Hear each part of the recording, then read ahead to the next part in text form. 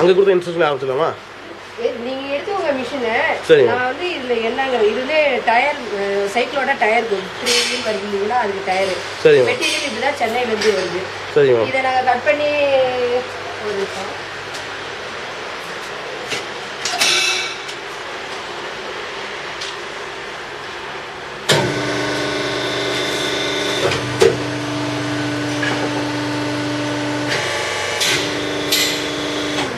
Process எப்படின்னா, சாதாரணமாக ஹைட்ராலிக்னா material லிக்விட ஆக்கி டையில் ஊற்றி இதாக்கும், மோல்ட் பண்ணும்.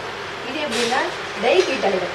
இது ஹீட் இருக்கிறனால 150 150 நாங்கள் செட் பண்ணிவிடுவோம். இதில் மேலே உள்ளதுக்கு கீழே உள்ளதுக்கும் டை செட் பண்ணிவிடுவோம், ஹீட் செட் பண்ணிவிடுவோம்.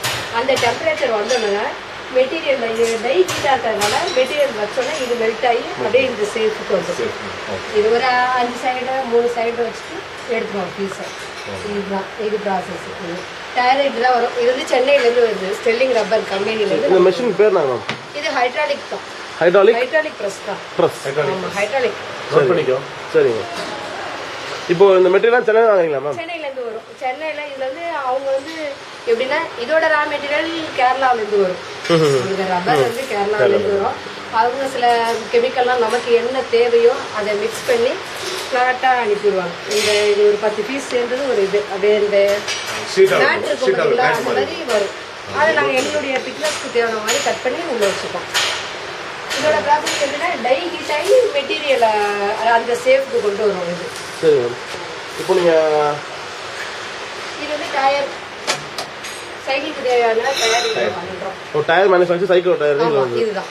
சரி மேம். இந்த கூட்ஸா சிக்ஸ் வாங்குறீங்களா? இல்லை, எப்பயுமே நமக்கு தேவையானது அங்கே தான். எல்லாரும் நல்லா பார்த்துவோங்க. எந்த ஒர்க்கு எங்கே நம்ம மெட்டீரியல் வாங்கினாலும் அவங்களுடைய ரா மெட்டீரியல் காஸ்ட்டு ப்ளஸ் அவங்களுடைய அதோட அதுக்காக ஃபியூல்லேருந்து அவங்க சாப்பிட்ற சாப்பாடுலேருந்து இதுவாக மேனுஃபேக்சரிங்னாவே அதுதான். எல்லாமே ஆட் பண்ணி ப்ளஸ் அவங்களுக்கு இத்தனை பர்சன்டேஜ் அதில் வேட்டு அவங்க வாங்குற வேட்டு எல்லாமே ஆட் ஆகிடும். அதாவது நமக்கு வர்றப்ப ஆர்டர் எடுக்கிறீங்க வச்சுங்களேன், பல்காக கொடுக்குறீங்க. எப்படி இருந்தாலும் இதுதான்.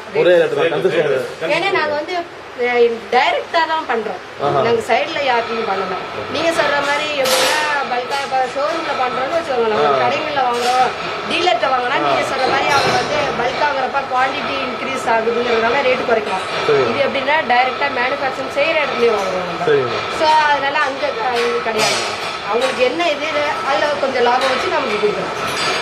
இதுதான் இது டயர் மேனுஃபேக்சரிங். லேபர் ஒர்க்கு தான். அது வேறு டீம் அங்கே ரூம் பிடிச்சி வீடு பிடிச்சி அங்கே வேலை பார்ப்பாங்க.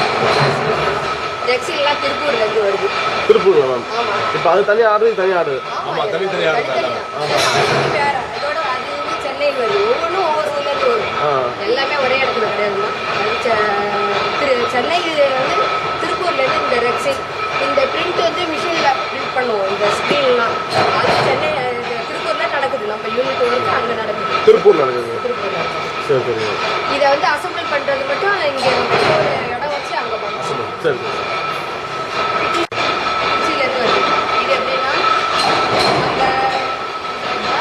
நம்ம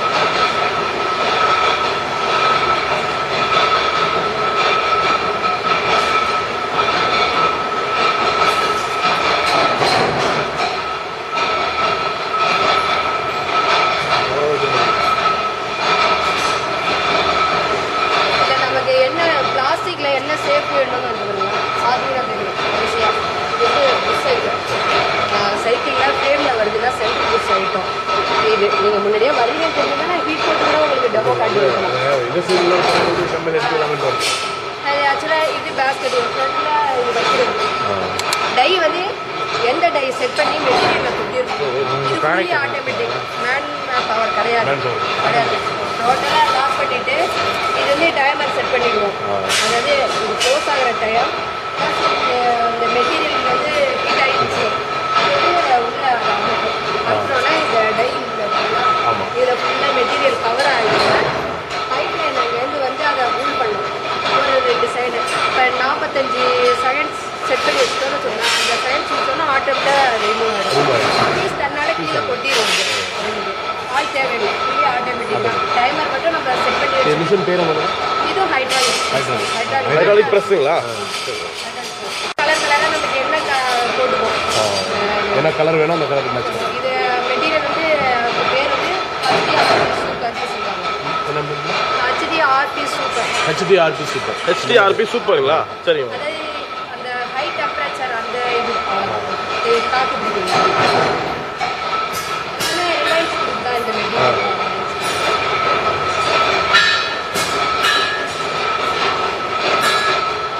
இதெல்லாம் ரிலையன்ஸ் குரூப்பா?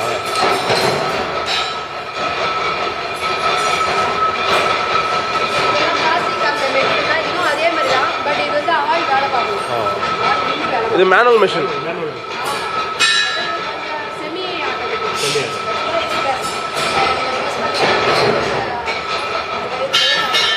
இத நம்ம ஆபரேட் பண்ணலாம். இவரா ஆபரேட் பண்ணலாம். இந்த மிஷின் வரும். இவரா கடையில ஸ்பேர்ஸ் உள்ள.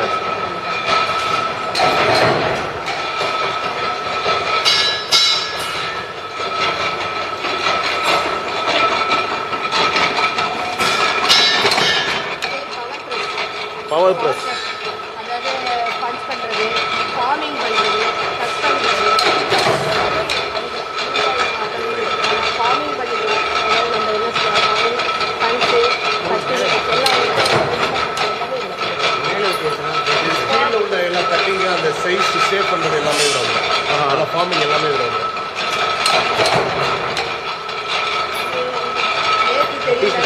நேற்று தெரியல. அது நேற்று ஸ்பாட் வெல்டு. ஸ்மார்ட் வேணும். Spot weld. தனி பீசஸ் இருக்குங்களா, அதை ஜாயின் பண்றது. ரெண்டையும் ஒண்ணா வச்சு ப்ரெஸ் பண்ணீங்கன்னா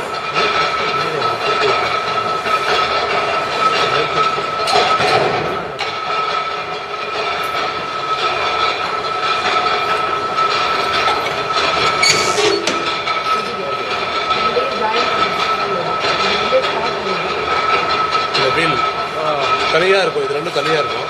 தனியாக இருக்கிறது ஒன்றா சேர்க்கணும். ஓகே. நம்ம கேஸ் இதெல்லாம் வெட்டி வச்சு வெல்ட் பண்றது அது தேவையில்லை.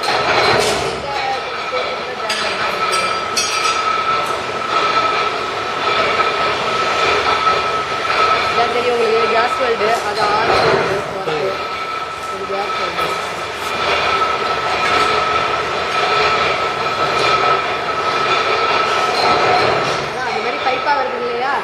அதுல கட் பண்ணுவாங்க. இந்த மாதிரி பீசஸா கட் பண்ணுவாங்க. லென்த் அதாவது ஒவ்வொன்றுக்கும் ஒரு செட் பண்ணிருப்போம்ல. ஹேண்டில் பார்க்குனா இத்தனை இன்ச்சஸ், ஃப்ரேமுக்குனா இத்தனை இன்ச்சஸ் கட் பண்ணி கிரைண்டிங் பண்ணி இதுல ஃப்ரேமா இந்த உருவாக்க முடியும்.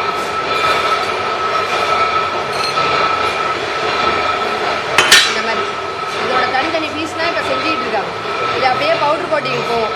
இன்னொரு யூனிட் வந்து விலார் பைபாஸ்ல இருக்கு. அங்க வந்து எப்படின்னா பவுடரை ப்ரெஸ் பண்ணி ஓவனில் வச்சு ஹீட் பண்ணி எடுக்கிறது பவுடர் போட்டு அங்கே வந்தாலும் இங்கே எடுத்து ஆக்கலாம். கலர் பண்ணி ஆக்கலாம். ஆனால் நமக்கு வர்றது இதெல்லாம் பைப் ஆகலாம். அதெல்லாம் கம்ப்ளீட் பண்ணி அதுக்கப்புறம் நம்ம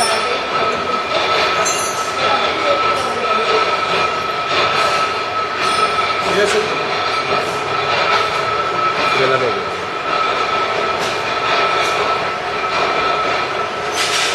கம்பெனி பத்தி ஒண்ணு மேம், நீங்க எந்த பேசிஸ்ல சப்ளைஸ்லாம் எடுக்கிறீங்க? சப்ளையரா சப்ளைஸ் குட்ஸ் எல்லாம் எந்த பேசிஸ்ல மெயினா எடுக்கிறீங்க? நமக்கு என்ன தேவையோ அதை நம்ம எந்த பேஸ்ல எனக்கு புரியல. இல்ல மேம், எப்படி கம்பெனி சூஸ் பண்றீங்க? இந்த கம்பெனி தான் எடுக்கணும். அதாவது எப்படின்னா நாங்க அதாவது ஒண்ணு பாப்பா தரம் பாப்போம். அதாவது டிஐக்குன்னு ஒரு நேம் இருக்கு இல்லைங்களா? உங்களுக்கு பைப் வந்து எது வேணுமாலும் எடுக்க முடியாது. அது சில பைப்புல வந்து ஒரு கிராக் ஆகி உடைச்சிரும். அதனால முதல்ல கம்பெனி பார்ப்போம். கம்பெனி ப்ராடக்டா பார்ப்போம். அதுக்கப்புறம் நமக்கு வந்து யார் வந்து ஃபேவரா இருக்காங்க, எப்படின்னா அதிக லாபத்திலயும் விற்கிறவங்க இருக்காங்க. இன்னொன்னு கிரெடிட் இருக்கு உங்களுக்கு. சில பேர் நான் எனக்கு இமிடியேட் பேமெண்ட்னா நம்ம பிசினஸ்ல சரி வராது. இல்ல 1 மந்த் கிரெடிட். சில பொருள் வந்து இமிடியேட் கேஷ் கொடுத்தும் எடுக்கிறோம். சில இடத்துல வந்து கிரெடிட் வச்சும் எடுக்கிறோம். அதனால அது மாதிரி பாக்குறோம் நம்ம. அவங்க வந்து குவாலிட்டி அண்ட் கேஷ் டீலிங். இன்னொன்னு வந்து ரெஸ்பான்சிபிலிட்டி. அதாவது நம்ம ஆர்டர் போட்டோம்னா மறுநாள் வந்து சேரணும். வந்து அவங்கள்ட்டயே அதுக்கான கெப்பாசிட்டி இருக்கணும். இப்ப நான் இன்னைக்கு வந்து 1000 பைப் அனுப்புங்கன்னா இன்னைக்கு ஏத்தி விடணும். டிலே ஆனிச்சுன்னா ஆகுது நமக்கு. நம்ம ஒர்க்குக்கு அது லாய்ப்படாது. உங்களுக்கு எவ்வளவு தூரம் வச்சுக்கலாம் கிடையாது. இப்ப உள்ள சூழல் எல்லாம் கிரெடிட்டே கஷ்டம். ஆனா கிரெடிட் இல்லாம இருக்க முடியாது. இப்ப நாங்களே குடுக்கறோம்னாலும் 15 நாள் 1 மாசம் தான் சொல்லுவான். பட் அது முடியாது. அவங்க 2 மாசம் இழுத்துடுறாங்க. 2 மாசம் 3 மாசம் ஆகுதுங்க. நம்ம மந்த்லி ஒன்ஸ் அப்படி. ஆனா எல்லா இடத்துலயுமே அப்படி கிடையாது. ஒவ்வொரு மெட்டீரியலுக்கு தகுந்த மாதிரி. சரி சரி. இப்ப டயர் மெட்டீரியல்னா அவங்க கேரளாவில இருந்து வரணும். அவங்க கஷ்டத்தை பார்க்கணும். நான் வந்து இங்க மாதிரி இப்ப 1 மாசம் எல்லாம் கிரெடிட் போட்டுட்டுலாம் இருக்க முடியாது. ஏன்னா நம்ம 1 மாசத்துக்கு ஒன்ஸ் தான் எடுக்கிறோம்னா முடியாது. 1 வீக் கூட ஒரு வாட்டி சப்ளை ஆகும். அப்ப பில் டு பில் அப்படி பண்ணலாம். அப்படி பண்ணுவோம். இப்போ டெலிவரி டிலே ஆயிடுச்சுன்னா பண்ணுவீங்க? டெலிவரி சொல்லிருக்கீங்க, டிலே ஆயிடுச்சு, இன்னைக்கு சொல்லிருக்கீங்க, 2 நாள் டிலே ஆயிடுச்சுன்னா பண்றது? எதுக்குமா மெட்டீரியல்? மெட்டீரியல் உங்களுக்கு வந்து சேர வேண்டிய மெட்டீரியல் வரல. அதாவது என்ன பொறுத்த வரைக்கும் ரொம்ப போராட்டம் தான் வச்சுக்கோங்களேன். நாங்களே வண்டி எடுத்துட்டு போய் எடுத்துட்டு வந்துருவோம். வழியே இல்லைன்னு வச்சுக்கோங்களேன். வண்டி இல்லைன்னா அடுத்தது எங்கேயாவது பணத்தை கொடுத்து இமிடியேட்டா அன்னைக்கு ஒர்க்குக்கு ஏதாவது தேவையா அதை கலெக்ட் பண்ணிடுவோம். அவங்களுக்கு சப்ளையர் அனுப்பாம டிலே ஆயிட்டே இருக்குங்கிறப்ப கஸ்டமரே என்ன பண்ணுவாங்க, வேற இடத்துல எங்கேயாவது அவங்க அந்த கடைகள்ல வேற ஏதாவது நம்மளுக்கு தேவையானது இருந்துச்சுன்னா அவங்களே கலெக்ட் பண்ணி கொடுத்துருவாங்க. அந்த அளவுக்கு இப்ப அந்த பில்லிங் விட்டுருவீங்க, கேன்சல் பண்ணுவீங்க? கேன்சல்லாம் இல்ல, அது பொதுவா வரட்டும். அன்னைக்கு வேலைக்கு நம்ம வந்து இந்த 1 வாரத்துக்கு தாக்கு பிடிக்கிற மாதிரி. இப்ப எனக்கு ஆக்சுவலா திருச்சியில கிடைக்காது, பைப் கிடைக்கல, இன்னும் அவங்களுக்கு வரல, ஏதாவது ரா மெட்டீரியல் காஸ்ட் ஏற போகுதுங்கறதுனால ஸ்டாக் பண்ணி வச்சிருப்பாங்க. இப்படி ஒரு சூழல்லாம் மதுரையில இருந்து எடுத்துருவேன். அப்போ அவங்க தராங்க மேம், ஃபர்ஸ்ட் ஆர்டர் பண்ணிருப்பீங்க, அதாவது கன்செஷன் பண்ணிப்பா. கன்செஷன் இது வந்து இன்னும் வீணா போற பொருள் கிடையாதுமா. வருஷ கணக்குல வந்து இரும்பு தான். சோ வந்து எவ்வளவு வந்தாலும் நமக்கு வந்து இருக்கும். இருந்தா ஒர்க்குக்கு அடுத்தடுத்த ஒர்க்குக்கு யூஸ் ஆகும். நம்ம வந்து ரெகுலர் ஒர்க்கு இன்னைக்கு வந்து ஆர்டர் இருந்தாதான் கிடையாது. நமக்கு வந்து ஆர்டர் ரெகுலரா பார்ட்டிங்கெல்லாம் ஒவ்வொரு மாசமும் ஒவ்வொரு பார்ட்டிங்க நாங்க அனுப்பியே ஆகணும் தமிழ்நாட்டு ஃபுல்லாவே கடைகளுக்கு. அதெல்லாம் ஒண்ணு பிரச்சனை இல்லை, அதெல்லாம் ஒண்ணும் கிடையாது. அடுத்ததுக்கு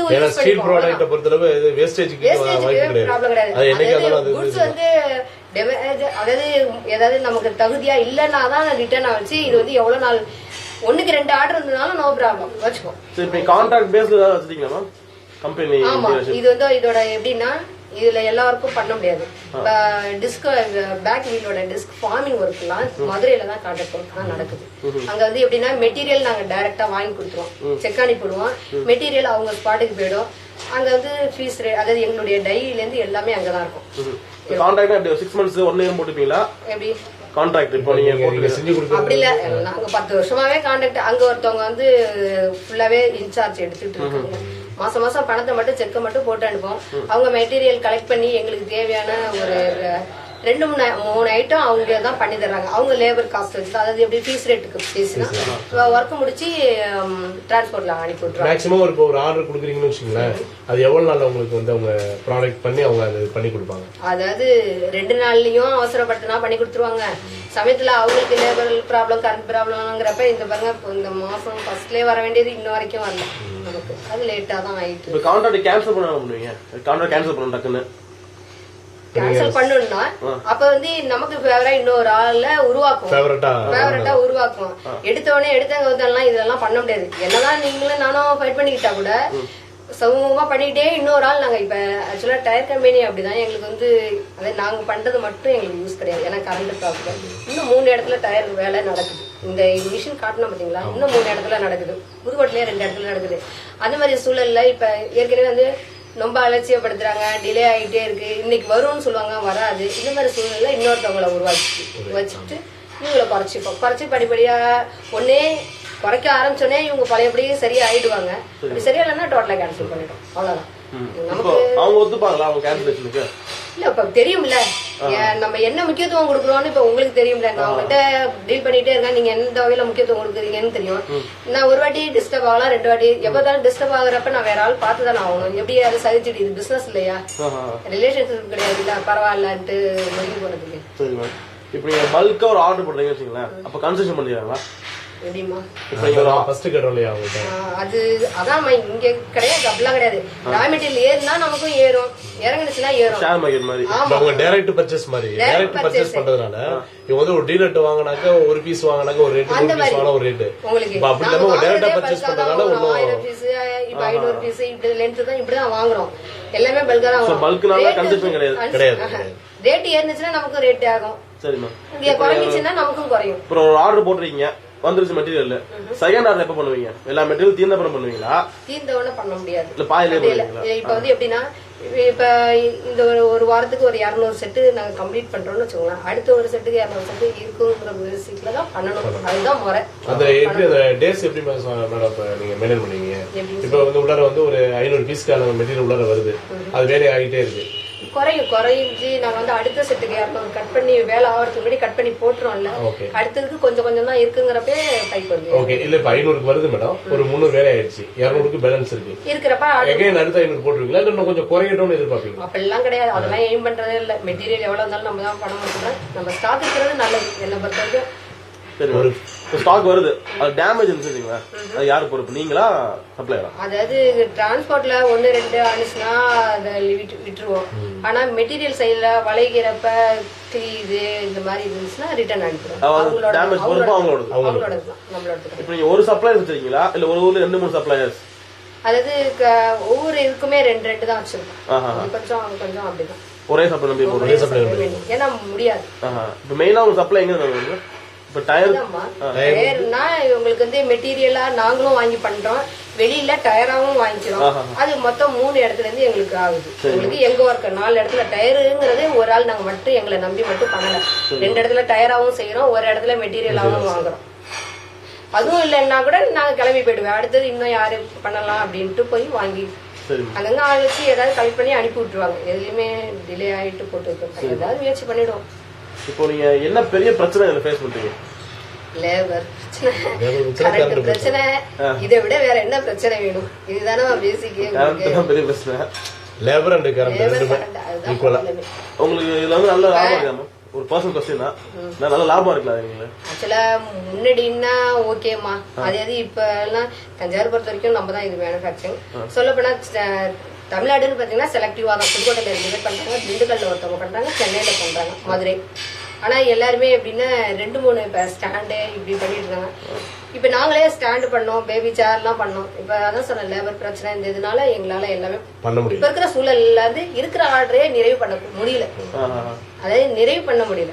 இப்ப நீங்க இன்னைக்கு ஆர்டர் கொடுக்குறீங்கன்னா நான் ஒரு 10 நாள்லயே 1 வீக்லயே கொடுத்தேன்னா நீங்க உடனே சேல்ஸ் ஆகுறதுதான். தீத்துட்டு அடுத்த மாசத்துல 2 ஆர்டர் நீங்க போடுறதுக்கு வாய்ப்பு இருக்கு. நான் 1 மாசம் கழிச்சு அனுப்புனா எனக்கு ஒரு ஆர்டர் கம்மியாயிடும். அந்த சூழல் தான் இப்ப இருக்கு பிசினஸ்ல, அதுதான் இருக்கு. அதாவது நம்மளால நம்மளோட கஸ்டமருக்கு சரியா திருப்தி கொடுக்க முடியல சான்ஸே இல்லை. அதாவது 200 வண்டி 300 வண்டி பெண்டிங்ல ஆர்டர் நிக்குது, போன் அட்டன் பண்ண பயமா இருக்கு.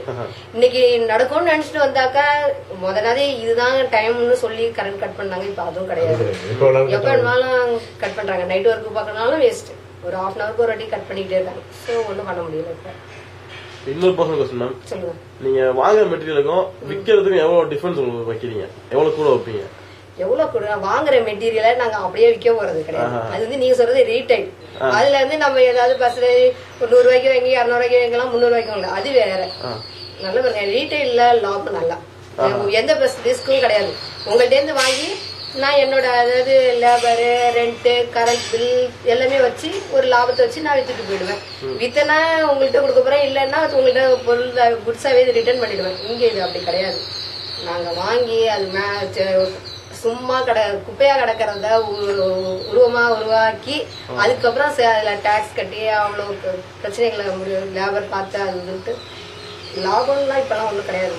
அதாவது எப்படின்னா ஒரு 10 பேருக்கு ஒர்க் கொடுக்குறோம், திருப்தி மட்டும் என்ன இருக்கும், அவ்வளவுதான். பெரிய அளவு கெயின் இல்ல, கிடையாது. அதாவது எங்கள்ட்ட இருந்து வாங்கி விக்கிறவங்க அடையிற லாபம் கூட இதுல கிடையாது. அதாவது ரீட்டைல்ஸ்க்கு இல்ல கிடையாது. இப்ப ஃப்ரைட் வந்து நாங்க அத ஃபிக்ஸ் ஒரு ரேட் ஃபிக்ஸ் பண்றப்ப ஃப்ரைட் ஒரு சைக்கிளுக்கு 10 ரூபா வரும் நான் ஃபிக்ஸ் பண்ணுவேன். ஆனா டிரான்ஸ்போர்ட்ல போறப்ப பார்த்தா திடீர்னு டீசல் விலை ஏறிடுச்சுன்னு ஒரு இதுக்கு 30 ரூபா ஆக்கிடுறாங்க. நாங்க போய் சும்மா போய் பார்த்து தொடர்ல பண்ண முடியாது. 4 மாசத்துக்கு ஒரு வாட்டி 1 மாசத்துக்கு எல்லாம் ஏற்ற முடியாது. ரேட்டே நீங்க டீசல் பெட்ரோல் பாத்தீங்கன்னா நாளுக்கு நாள் ஏறும். பட் நாங்க பண்ண முடியாது. 1 வருஷம் 2 வருஷம் ஆனாதான் அடுத்த ரேட்டே மாற்ற முடியும். மெயினா டிரான்ஸ்போர்ட் எது மேம்? ஆக்சுவலா ARC, ABT, local service, JVS, ஃபுல்லா ரோட்வேஸ் தான். இப்போ இந்த ப்ராப்ளம் ஃபேஸ் பண்றீங்களா, லேபர், கரண்ட் பில், இது ஓவர் கம் பண்ண என்ன நினைக்கிறீங்க? என்ன வழி நினைக்கிறீங்க? என்ன சொல்யூஷன் நினைக்கிறீங்க? ஆக்சுவலா இது இண்டஸ்ட்ரியல் ஏரியாவே இல்லம்மா தஞ்சாவூர் பொறுத்த வரைக்கும். அது எல்லார் மனசுலயும் செட் ஆயிடுச்சு. கவர்மெண்ட் கிட்ட போனீங்கன்னாலும் அதே தான் செட் ஆயிடுச்சு. இது தனியா போய் நம்ம போய் ஒரு போராடவும் முடியாது. அந்த இடத்துல அதாவது சப்போர்ட் பண்றேன்னு தான் சொல்லுவாங்க, பட் கிடையாது. எல்லாருலயும் வேலை தேடணும்னாலும் படிக்காதனாலும் திருப்பூர் ஒண்ணும், கோயம்புத்தூர் ஒண்ணும், சென்னை ஒண்ணுன்னு தான் நினைப்பாங்க. வச்சு இங்க இருந்து இருக்க மாட்டாங்க. படிச்சு முடிச்சிட்டாவே எங்க ட்ரைனிங் போறாங்க, சென்னை போமா இல்ல பெங்களூர் போகலாமா. காசே தெரியலனாலும் அங்க போய் பெங்களூர்ல இருந்து வர்றேன், சென்னையில இருந்து வர்றேன்னு தானே ஃபீல் பண்றாங்க. இங்க இருந்துட்டு ஆனா அங்க 10,000 வாங்குறது, இங்க 5,000 வாங்குறது ரெண்டும் ஒண்ணுங்கிறது தெரியாது, யாருக்கும் தெரியாது. இப்போ சிச்சுவேஷன் பிளேஸ் தான் உங்களுக்கு ப்ராப்ளம்ன்றீங்களா? பிளேஸ்னு ஒண்ணு கிடையாது, மனசுடைய மென்டாலிட்டி எல்லாமே அப்படி செட் ஆயிடுச்சு. சோ லேபர்ஸ் இங்க கம்மியா வராங்க, அங்க அதிகமா போறாங்கன்றீங்க. ஆமா, காம்படிஷன் அங்க நிறைய இருக்கும் ஜாஸ்தி. இப்போ இங்க ஒரு 4 பேர் தான் வருவாங்க, அங்க 40 பேர் போவாங்க. ஆமா, ஒரு ஒர்க்குக்கு. சரி சரிங்க. இங்க இருந்து நம்ம தேடி போகணும், அங்க கம்பெனியா பசங்க தேடி போறாங்க. அதான் வித்தியாசம். தேங்க்யூ மேம், நன்றி. தேங்க்ஸ்.